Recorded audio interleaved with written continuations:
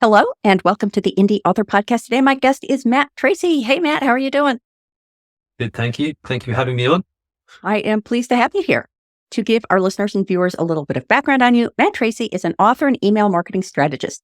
Combining a decade in email marketing automation with a background in ecology, Matt is an expert at building systems designed for growth. His uniquely designed framework currently generates millions of dollars in email revenue for dozens of small online businesses across the U.S. and Oceania.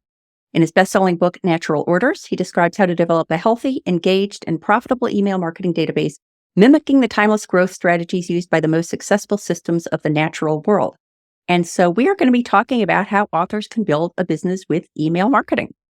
And I was just grabbed immediately by this idea of using systems in the natural world as a basis for email marketing, because just on the surface, they're not two things that I can imagine more different the natural world and email marketing. So I'm very curious as to what the parallels were that you saw that you felt that was a good metaphor for this. Interesting. I guess at a surface level, it doesn't seem like an immediate hit. However, like you said, my background is in ecology. I studied ecology, worked in the field very briefly before getting into marketing. And really, it was quite immediate for me when I got into marketing. I guess just I was already looking through that lens. I noticed a lot of similarities between marketing more broadly as a discipline and some of these ecological elements of it. So some of this stuff like you have niches in an ecosystem, you have niches in the market that you choose, right? Or even some things like your total addressable market being similar to like the carrying capacity of an ecosystem. There's a lot of these similarities like this that I noticed straight away. But I noticed particularly so when I got into email marketing, that there are some really strong similarities that warranted the idea behind the book. So without getting into it too deeply, the idea is that your email marketing list, your email marketing database should be managed and approached as though it were a little ecosystem, right? The number one reason for that I talk about is that when you take that approach, you avoid some of the really common mistakes people make when they first get started with the channel, stuff like getting really low open rates, really high unsubscribes, having what I call your list dynamics end up being poor. It's kind of like the mortalities and the births in an ecosystem, right? Getting those dynamics correct. There are some similarities there. And I mean, the end result of that is poor deliverability, and it collapses in on itself, a little bit like an ecosystem, right? But the second thing, and probably the more powerful thing, is that when you start looking at your email database or your email list as an ecosystem, you avoid some of the risks of relying on other platforms that a lot of authors typically do. So if you've got a big audience on Instagram or Facebook or Twitter, that can be taken away from you at a moment's notice. It's platform risk, right? And when you build your own email list, you're avoiding that. You're mitigating it to some degree. And I kind of refer to this in the book as building your own walled garden. So the analogy has two sides to it. One is that really strict, look at it like an ecosystem, because it is a little ecosystem, but more powerfully, it's a little walled garden that you need to build of your own. And I think just taking that whole view of it helps you avoid some of these tactics that sometimes come to mind when you think about email marketing as well. So like spamming people or sending, like just some of these tactics that you sometimes associate with email marketing. If you think there's this little ecosystem you have to nurture and grow, you avoid some of that instinctually. Yeah, I really like the term nurturing. And I think that this idea of thinking of it as having the natural order be a metaphor for the email marketing is really nice, because it also gets past that idea of people just feeling creepy about it. Mm-hmm. That I think it's hard for people to accept that sending an email into someone's inbox can be and should be a desirable thing, not a spammy thing. So in that sense, about getting people over the hump of wanting to show up in people's email boxes and feeling good about that, is there some metaphor from the natural world that is a good analogy to that? Yeah, without going straight into the natural metaphor for it, I just have to say that is definitely something that I deal with. I mean, I've built my career around email marketing, and even now today, you tell some people that I do email. And people really do have this knee-jerk reaction of, it's like you're sending spam to people. And look, that still exists. I mean, even in some high-profile industries like e-commerce, there are some still spammy tactics going on. And what I've really come to the conclusion of is that doesn't get you anywhere. And that's the whole impetus behind this book, this whole idea of natural orders is it's like the system collapses in on itself as soon as you start doing it. So once you shift the metaphor, that helps you kind of avoid some of that stuff, and it makes it really more about value. And to answer your question, that's really the shift that has to happen. I say it over and over again in my book. Every time you communicate with someone on your email list, it has to be valuable. I've got this kind of framework that I use in the book for the early stages when you're building the foundations of the list, the health of it all, for how you can segment people into different groups to make sure no matter what stage you're at, they're always getting a valuable experience. It's like it's just good business practice, right? You under promise, over deliver. Yeah. I used to work at QVC, and that was like the battle cry of QVC was under promise and over deliver. Right.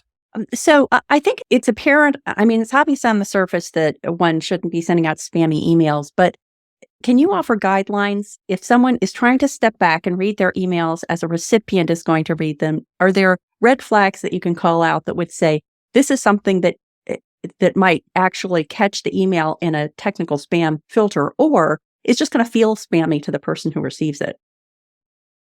Okay. Yeah. Two parts to that. So the first part is the spam filter's pretty easy to bypass in the sense that don't do anything spammy. Don't send anything like make big bucks today or anything that like the spam filters are built to detect. And I mean, that's a great initial filter because if you're talking about that sort of stuff anyway, you're probably sending spam.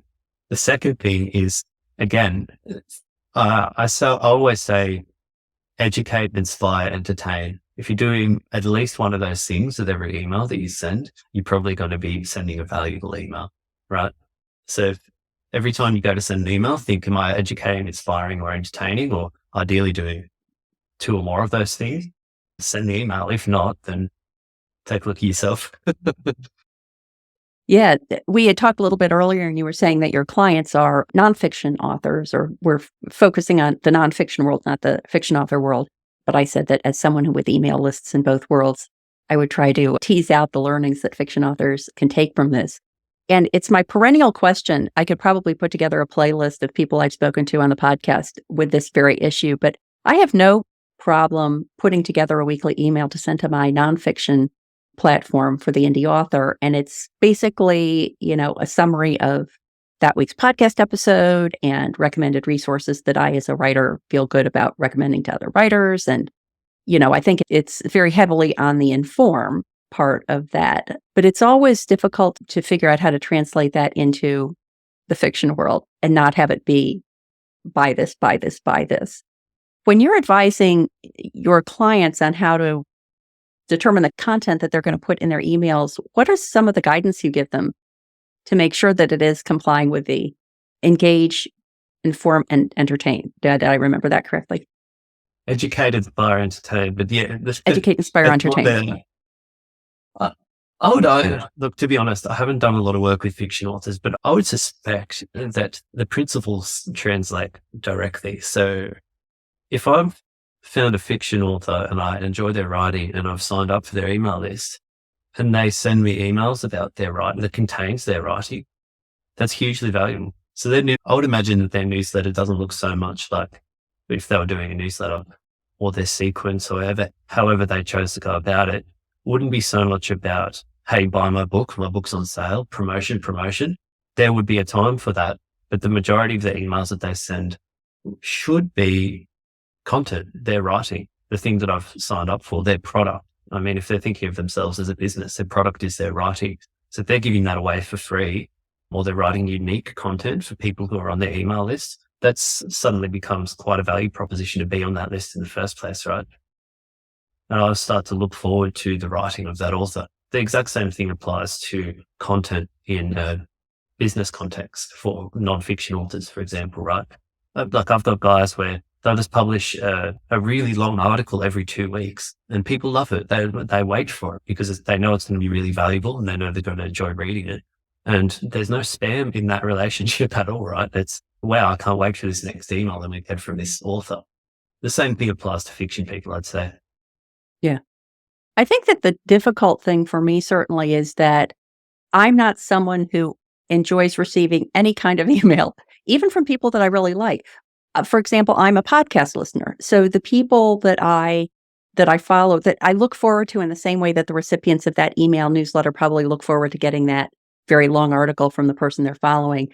I'd much prefer to listen to that content than I would to read that content. And so it's very difficult when you're trying to produce content for people who have a different preference. You're accommodating the people who want to read that.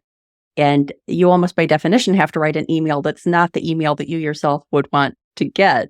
Do you have any advice on how to get over that hump?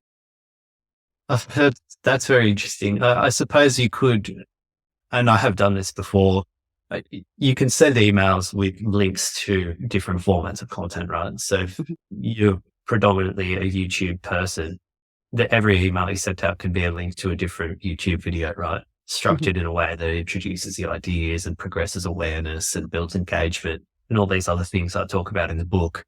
Yeah, you can link out to any type of content.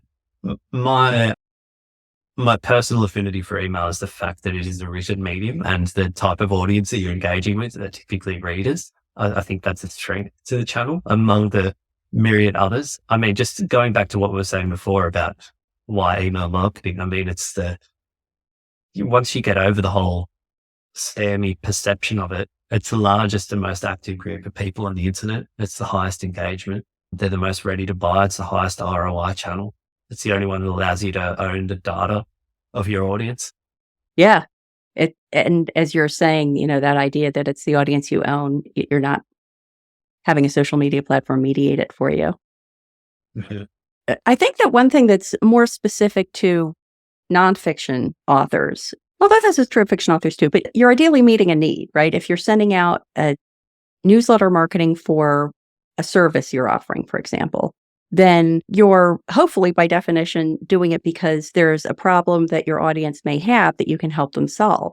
Now, for fiction authors, maybe that issue is finding entertaining reading and you could approach it that way. But if I'm sending out a newsletter, for example, to people who are writers, probably earlier in their writing career, and could be either independently published authors or traditionally published authors or pre-published authors that are pursuing either one of those, is there a way that I can figure out what that problem is that my audience is solving that I would be able to help them with that would make my newsletter educational for them, for example?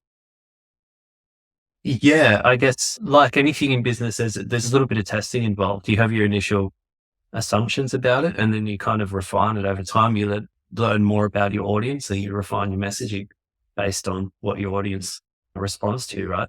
That's what it's all about. And really, I mean, one of the other good things about email is it's all timeless marketing principles, right? And there's nothing more timeless than the fact that your marketing is going to be stronger the better you know and understand your audience, right? I also talk about that in the book. I think that very much applies to fiction authors. So you could look at it from the top level lens of, okay, I'm entertaining people, I'm fighting the escape. Okay, that's probably true for every fiction author, but then you can probably be a bit more granular in that. I mean, someone writing romance novels is fulfilling a very different need within that entertainment umbrella than someone compared to someone writing a thriller novel or sci-fi novel, right? They're fulfilling a different need. So it changes the way that you go about that. Yeah.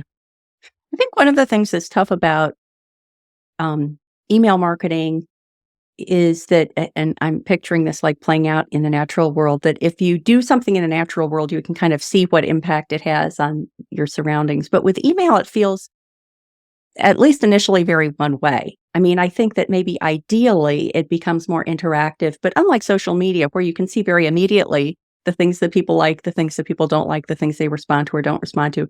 With email, you can send it out there. And for example, I very rarely have people unsubscribe from my email lists. I'm super careful about how I go about adding people to the list. And when I add them, I'm strategizing in a way that I think that what I'm sending them is what they're going to want and that they're going to stick with me. And that has proved to be the case. But I also very rarely get any feedback. Like even when I put an invitation in an email to, just hit reply to get back to me. Is there advice that you have to get around that sense of like, how do you collect the data in what seems on the surface like a one-way communication? That's interesting. Yeah. So I suppose there you're thinking about the ecosystem dynamic in terms of the interaction between the audience and yourself. Yeah. I tend to think of it more about the dynamics of the system itself. So the same thing could apply to a degree with your social media audience, but I think it is stronger in email marketing. So in your case, if you're sending emails out regularly and you're not getting any unsubscribes, I mean, means there's no deaths in your system. You're just having a very slow burst rate and no one's ever dying. So what does that mean? And they're not responding to your emails. So it means that your engagement is there's probably something interesting going on with your engagement. That's how I'd think about it. That's how I'd use the ecosystem lens to look at it. Especially, I think this sort of stuff is more important than ever, and you have to be more critical than ever, because I'm not sure if your audience is aware of this, but open rates and click rates are becoming increasingly unreliable. In fact, open rates you basically cannot rely on at all anymore as of about this time last year with the Apple Mail privacy updates, which are getting more and more strict. So I think it's something like, I saw a thing from Litmus, which do email deliverability stuff. Something like 50% of opens are misattributed at the moment. So your open rates aren't a good measure of your engagement anymore. You really need to start looking at these things like what you're speaking about. Are people replying? Are people interacting with your emails? Are people going from the email that you've sent to the landing page you've specified on your site? Does the traffic add up to what the email marketing system is saying? You really need to look at that now. And unsubscribes is a really big one. That's a huge marker of whether people like just sending. I would argue that it is actually healthy to have some turnover in the system. You want some people, I'm sure you do have a very small unsubscribe rate. Yeah. Yeah, I think that one of the things that I have not done a good job of is poking around in my email service stats. So, I have just a general sense of how many people I'm sending out to, but the idea of going in periodically and looking at people who are inactive in whatever way the system is defining that, and clearing out people who maybe are skewing your deliverability by not opening, like not unsubscribing, but not opening. Does that happen? Absolutely. Yeah. Yeah. And it's actually quite a complex dynamic. So there's deliverability on the side of making sure your technical deliverability stuff set up, like your DKIM and all of that, like on the domain side. Then there's something called sender score inside your email marketing system itself, which is this interplay between what servers they decide to put you on and how much it's going to reach people. It's not exactly like that. That's a crude oversimplification, but it kind of gets us somewhere the way there. And then, this idea of the top level engagement of how many people are actually opening your emails and clicking them and interacting with them at all those different stages, right? The funnel analysis of it. So, there's a bit to that. I'm sure a lot of people are in the same situation I'm in, that they have an email list they're sending out at some to be determined intervals. Like for my nonfiction platform, it's weekly, but for my fiction platform, I just send something out when I have something to say. Oh, I'm going to be at this bookstore signing books, or, one of my books is on sale. It's very much event driven. Are there statistics or other factors people should be looking at? Like people always say, you should look at open rate. Now we've found out that maybe that isn't true after all, but I never hear numbers like your open rate should be over this amount, or you should have a certain amount of good subscriber churn. What should people be looking at to see if they need to make tweaks in how they're approaching their email? Oh yeah, I can give you stats. That's no problem. I can't link you to anything or mention anything regarding your sending schedule, which is what you referred to earlier. But that's definitely a good idea. In fact, that's one of the first things you should really cement in place is say, okay, I'm just going to commit to something. Say, okay, if you're going the newsletter route, and newsletters are trendy at the moment. There's some other ways you can go about this. I talk about all of this stuff in my writing, but let's just say you only have the time to send one email every so often. Just say, okay, I'm going to send it on every second Wednesday, and just commit to that. And then you can build up the system around that. Have an automated email go out every first Friday, right? And then you put in slots for everything, and that avoids a lot of headaches down the track. So you should have a sending schedule to answer that first part of your question. But in terms of just some offhand best practice metrics, people look, open rates are fraught with danger these days, but they are still a good lagging indicator. So if you've got above 25% open rates, you're probably okay, that you should be getting a lot more than that, especially now that Apple Mail and mail privacy stuff, which is extended to other mail servers, is triggering opens. So a lot of people saw their opens just jump dramatically recently. So look, the rule always was like, okay, above 25%, you're doing okay. 35% plus, it's probably good engagement. That's not as reliable anymore, but it's still a lag indicator. So if you are sitting at 35% engagement and that drops down to 15%, you know something's gone wrong. Whereas if it goes up to 65%, you know something's probably gone right? So it's a good lag indicator, but not gospel truth. So that's how I approach open rates. Unsubscribes, I typically say it does depend on the audience and your turnover and a lot of other factors, and you have to look at it individually. But below 0.35% unsubscribe rate, if you can have that, that's probably good, because you don't want it to be zero, because that would suggest to me there's probably some problem with engagement that is not yet uncovered, right? Because people should naturally churn out of the system to some degree. But if you keep it below 0.35, that's good.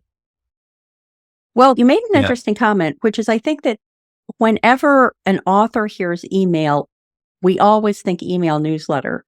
But I'm realizing that that's just one small niche of email marketing more generally. Can you talk about other ways that authors should be using email that aren't specific to newsletters?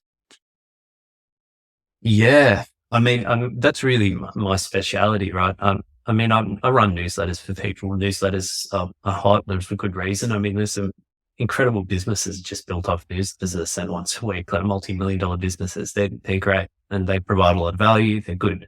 And they also have the benefit of being relatively simple. If you're just sending one email, it makes the whole thing, the whole system a lot easier to manage, right? But some of the power of email, one of the other benefits I didn't really go into, is this fact that you can automate the entire, what I call subscriber journey. So the customer journey from when they come onto your site and join your email list, everything after that, you control that in email. It allows you to do the really interesting things like building up a narrative, progress awareness, which I've touched on very briefly since we've been talking, but I haven't really gone into it. So you can basically, again, nurture someone from the point where they don't really know much about you or your value proposition or what you're all about, to the point where they're really into it.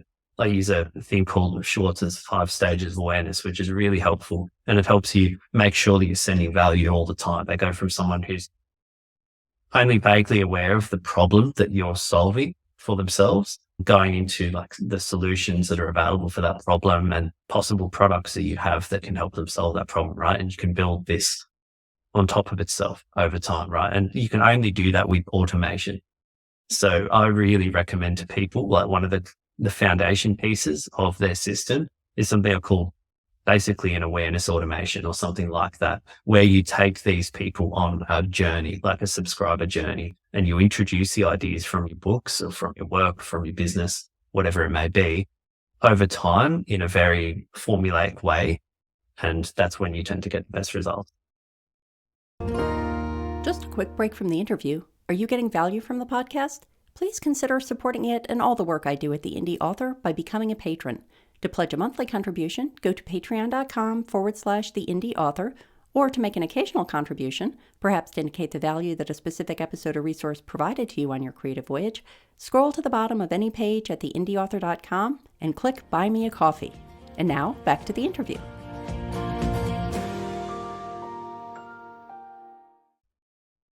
So that might be a good entree to the other thing that we were going to talk about, which is the idea of an email sequence as a story. Is this what you were talking about, this journey that you take the subscriber through? Absolutely. Yeah, this is something I haven't really explored to too much depth, but I really nerd out on this. I think that's one of the really underlooked benefits of email, is the fact that let's just compare it to, say you have an audience on, let's say, Instagram, right? I don't know what the post reach is like on Instagram now, but if I've got a series of 10 posts that all build on each other to create a narrative and build this series of ideas, you might see 5 or 3 of those posts over the whole 2 or 3 weeks that I'm putting those out, right? Whereas with email, I know every time that those emails are going into their inbox. And if my engagement and my list health fundamentals are in place, I can be quite sure that they're going to see every email, at least the subject line, right? So the actual visibility of every message, every point in the story is there, and it's there in perpetuity. So if they read the last email and they want to go back to the first one, it's still in their inbox, right? So the ability to build narrative and construct a story, like you're saying, is something unique, I think, to the channel in the way that you can deliver it. This is not a new concept. One of the old OG email marketing guys is Jeff Walker. He wrote this book called Launch, the product launch formula. I mean, I don't know when that came out, but one of the classic of its genre. It is a classic. It's an absolute classic. Still works today. But one of the things he talks about is, this power of narrative and just the arc that you create with the emails that you send. I mean, we've all heard of Joseph Campbell, Hero's Journey, and that's one side to it. I actually think we're moving into a stage where it's less like this very linear journey with the reader as the hero, and more like this kind of episodic sequence, a serial on TV, right? Where you dip in and out at different stages. If you structure a story that way, that can be a lot more interesting, where it's like watching Friends or Seinfeld or something, right? Everything is a piece in itself, but it's part of this larger whole. You're creating a world that people enter into, and each one is its own little mini narrative that kind of ties to a larger narrative, but doesn't at the same time. I think there's a lot to this. It's not just, hey, hit all of these points in the circular hero's journey in the email sequence you're sending. It's okay, what world are you building? What are the ideas that this world is based on? And how does that relate to the problem you're solving and your value proposition, all of that? I think that can be really powerful when you get into that stuff. That's so interesting. I mean, it does suggest that that sequence has to be planned out in a way that's much different than I have thought about it in the past. So my email sequence, and I just want to preface this by saying, I'm not recommending this, just saying this is what it is when someone signs up, I think they get 2 or 3 follow-up emails. And each of them it's a very short email, and it's a link to a different resource. So I think it's something like the first one is a link to my website. The second one is a link to a playlist on my YouTube channel. And the third one is a link to a different playlist on my YouTube channel, 3 different resources that I think will be useful to people. Mainly just as a way of continuing that engagement and pointing out to them that I have more things than just the whatever way they found me. If they found me in the podcast, then they should be aware that I also have a website and a YouTube channel. But that isn't a story arc in any sense. It's just it's not even Seinfeld episodes. It's just like 3 pieces of information. When you're counseling your nonfiction author clients on how to create that story, are there guidelines you give them? Do you have your own hero's journey sort of structure that you recommend they use? I'm working on it. It's very much not the hero's journey. I mean, it's more like the Odyssey. It's very much, it's like a Homeric form. Really go down on it. Well, this is sounding more alarming with each passing moment. I mean, that sounds very difficult. No, I mean, it's just a different narrative form. But I think if you're looking at your particular case, right, so immediately think with that is, I see the way you're going about it. It's very logical, but you probably have a huge backlog of content, right, both on YouTube and your podcast, and you've probably repurposed in multiple different ways. Yeah. I'd think about where the audience is intercepting you in their journey. Like, what are they aware of the problem that they're dealing with?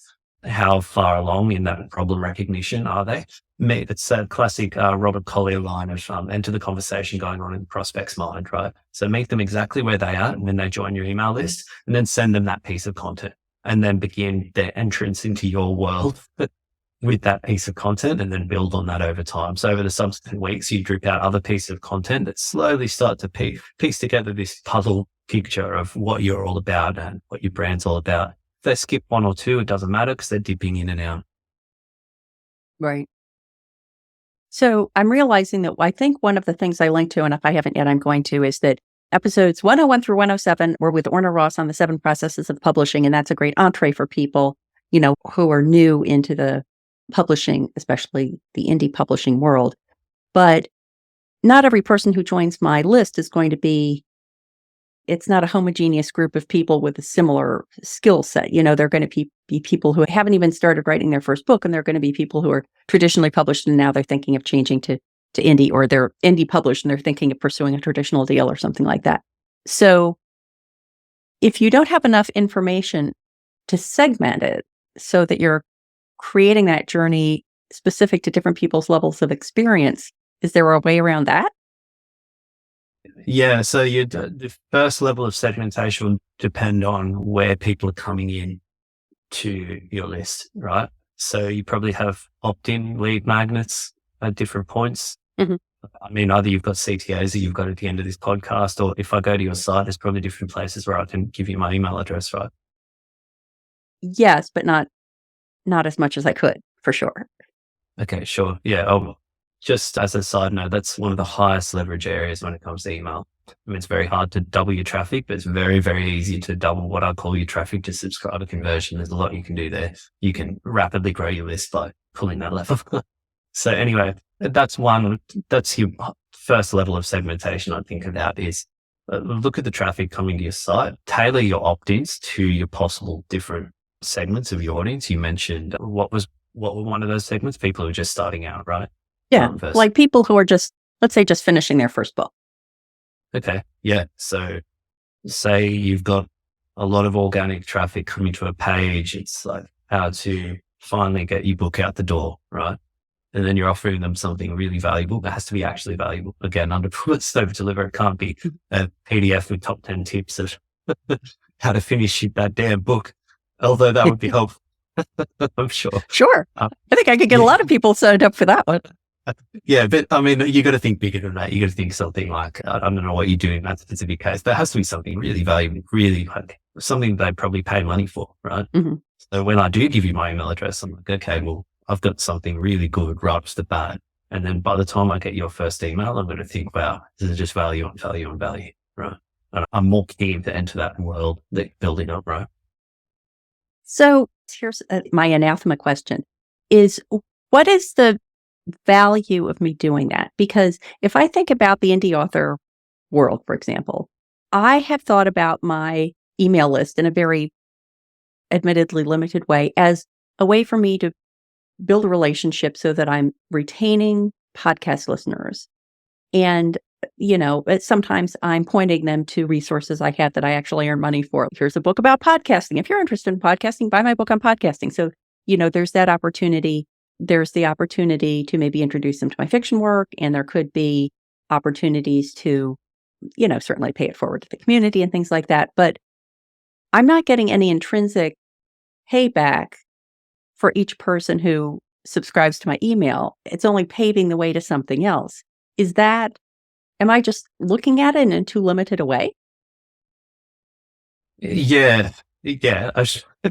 In short, yes. I mean, no, it's because what you're trying to do is, so let's go with the podcasting thing as an example. So that you said there's a podcasting course that you offer? I have a book on podcasting for authors and I offer consulting services. Okay. Yeah. So this whole podcasting thing is a sub story within the wider narrative, right?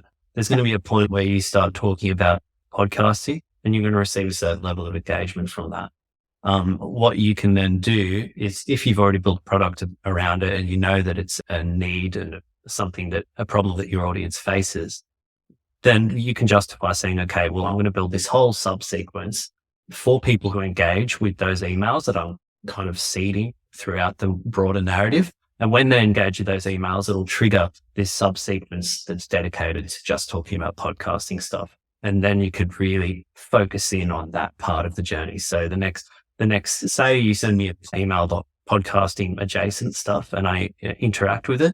And then 2 weeks later, you send me another one. I interact with that. You can use that to flag something in your email automation system that says, okay, send Matt the podcast sequence.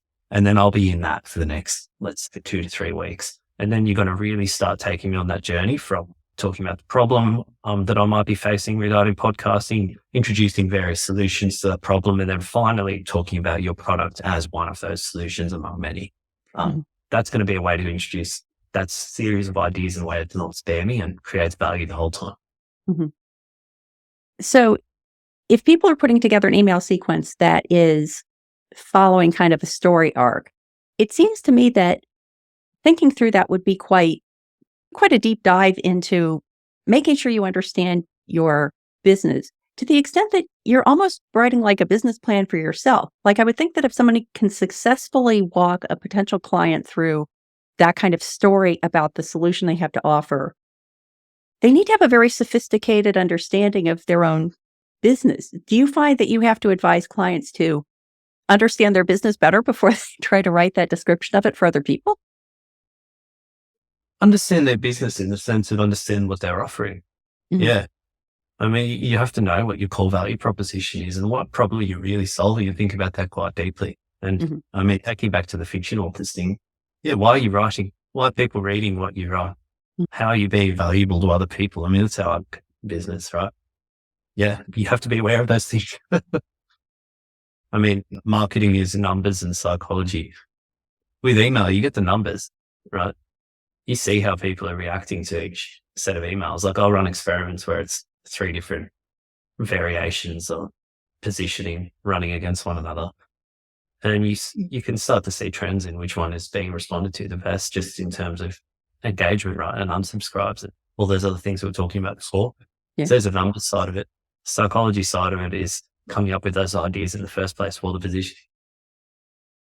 Yeah, this episode title is going to be like the Gestalt of email marketing or something like that. Because whenever we've gone deep. Yeah, I think whenever I talk about email marketing with anyone, I always get kind of stuck on the why am I doing this thing? And I think it's because I don't have a clear enough line in my mind between I'm communicating with this person because I want to help them start up a podcast, or I want to help them think through whether they should even think about starting up a podcast. I think thinking through the exact scenario where that is going to be exactly the book somebody needs, and then creating the story that leads up to that. I think it's quite a sophisticated business exercise. It feels kind of tricky to me to understand what you're trying to achieve at that level. Be a lot of fun. It could be a lot of fun. It could just make me pull my hair out. But that's so interesting. Such interesting food for thought.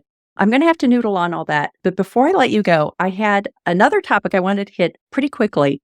And that is the cover of your book, Natural Orders. So I have to say, I never thought I would say this about a book about email marketing, but it is a gorgeous cover. It's just beautiful to look at. I might just have to order the print copy so that I can just look at the cover.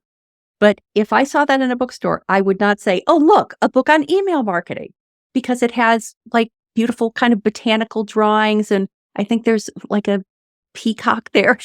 There's something, I'm seeing it quite small, so I'm not exactly sure. But I'm very curious about the thought you put into the design of the book. And I mean, you're making a sale because I just want to have a print copy of this book to look at the cover in more detail. But I'm sure you're acknowledging that you're probably losing people too, because they kind of breeze through it. They don't even realize what the topic is. Can you talk a little bit about the thought that went on behind choosing that cover for Natural Orders? Yeah, first of all, thank you very much. Look, I did put some thought into it. Here it is for the YouTube people watching. Just in Thank you. case. Yeah. Yeah. I definitely didn't follow the advice for here's how to create a book cover that sells really well on Amazon. I mean, it goes basically against all of those rules. And yeah, it doesn't look like a business book, let alone an email marketing book. But I thought, yeah, the people who love it. And you want to attract those people. I've found that in the reviews as well. Some people really resonate with the whole perspective I've taken with it. Yeah, that's what it's all about. I think there's a huge branding premium in writing a book that's sometimes under acknowledged. And I think you should lean into that as much as possible. I've really gone down the natural orders route and everything that entails. And yeah, it might get passed over. My click-through rate from Amazon ads might suffer a little bit, but whatever. So the people who want to read it and find it and resonate with it, they still find it. So I think it's absolutely fine. I'm not trying to, also with a business book, you're not trying to sell 1 million copies. You're trying to sell a certain amount and get those people who really have that burning problem. And, talking about what you were just mentioning, that is the reason I wrote the book. So this whole idea of why bother with email marketing, that's where people really seem to trip up. I mean, I've gone so deep into this over the years, and I still find people are really at that point. They're like, well, I'm doing email, like basic stuff, but why am I doing it? And what does advanced email look like? And what comes next, right? What does real proper email marketing look like? And it's meant to answer that question. So it's be like, here's exactly what it looks like. Here's why you're doing it. Here's what you're trying to achieve with it. Here's what fits in with you within your broader marketing mix. And here to do it without falling into all these traps that people tend to fall into. Well, I think that's a great insight to offer to people, because I realize that and I'm sure a lot of other authors fall into this as well, that we hear the very valid and understandable advice that says you need to have a list of people that you want to connect with that you own, and they are not beholden to Facebook or whatever to stay in touch with those people. Totally makes sense to me, and I'm willing to spend a certain amount of time in order to do that. But then I think that that's all a lot of writers are looking for. They're looking for that group of people that they own, so that if their Facebook account gets shut down, they can still tell people about their latest book. And then, but as we're talking, I'm realizing that's kind of like the nursery school version of email marketing, and that, a better understanding of all the other ways that email can serve us would be a good tool to add to the toolkit. Yeah, absolutely. I think so. I think there's a lot of people out there that are kind of clued into it. They think, okay, there's more to this email thing. There's not a lot of information out there, especially not packaged together in an easy way, where it's like, I can just sit down and read this book in a day and I'll have a whole new view of this channel and what it can do for me. So that's value prop. So if people are reading Natural Orders, is it the kind of thing that you feel that they would read through it once and they would have a better sense of it? Or is it the kind of book that you have to sort of work your way through gradually? Is the approach something that you need to work your way through gradually rather than trying to absorb it all in one big chunk? That's interesting you say that, actually, because I hate these business books that are 100 pages just to say one thing. And some of the feedback I've gotten, which is great, I guess, is that it's a very dense book. So a lot of people will buy the physical copy and write notes in it and highlight and keep going back to it over and over again, which is great. That's fantastic. I did put a lot of work into this book, even though it's only 200 pages. I think it is quite dense. Yeah. So you'll probably come back to it again and again and get ideas out of it. And there are things that you'll probably realize that you skimmed over the first time that you'll go back to and get something out of when you read it again. Which is great. That's the type of book I wanted to read. When I think of all the best business books, my favorite business books, they're all like that. They're relatively short, but they're just like packed with stuff. It's like every line you get something out of. I don't know if mine's achieved that same goal, but I've aimed toward. Yeah. That's great. Well, I appreciate you being so generous with following my meandering set of questions, but it is true that this was, less about the tactics of email marketing and more, I think, about the value of thinking of it in a bit more holistic way than I think a lot of authors naturally do. But Matt, it's been so nice talking to you. And please let the listeners and viewers know where they can go to find out more about you and everything you do online. Yeah. So the best place to find out more about me is naturalordersbook.com. So that's naturalordersbook.com. Great. Thank you so much. Thank you.